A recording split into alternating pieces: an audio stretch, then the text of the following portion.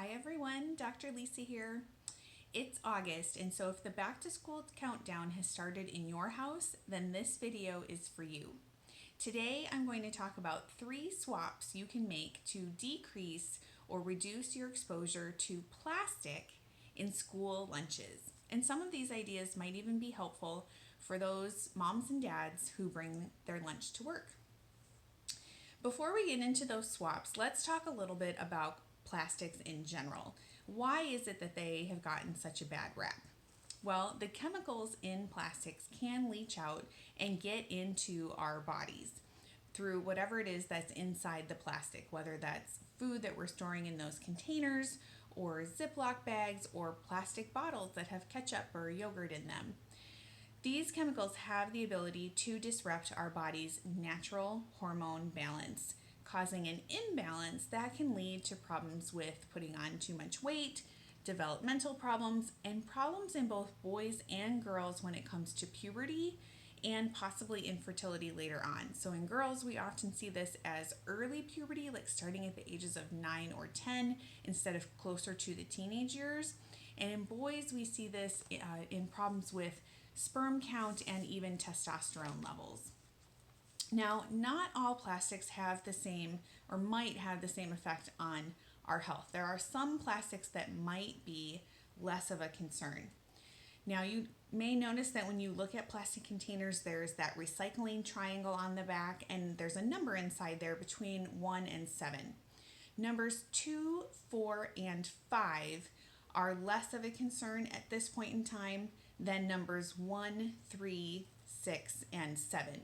Keep in mind, however, that the best option is to avoid plastic as much as possible. And so here are swaps to help avoid and reduce exposure to plastic for school and maybe even work lunches. Number 1, lunch boxes. A great option, an alternative to plastic lunch boxes or even paper bags are stainless steel lunch boxes. So what's great about these is that you can put them in the dishwasher. They are, if they get dropped on the ground, it's no problem. They're not going to shatter like if you were using glass containers. They're super easy to clean.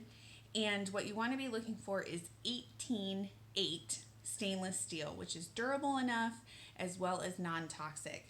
Now the swap here could either be for the entire lunch box.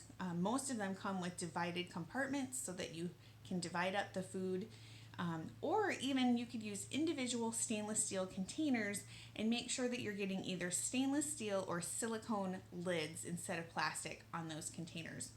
Check out below for some options in these areas. Now, swap number 2 is about Ziploc bags.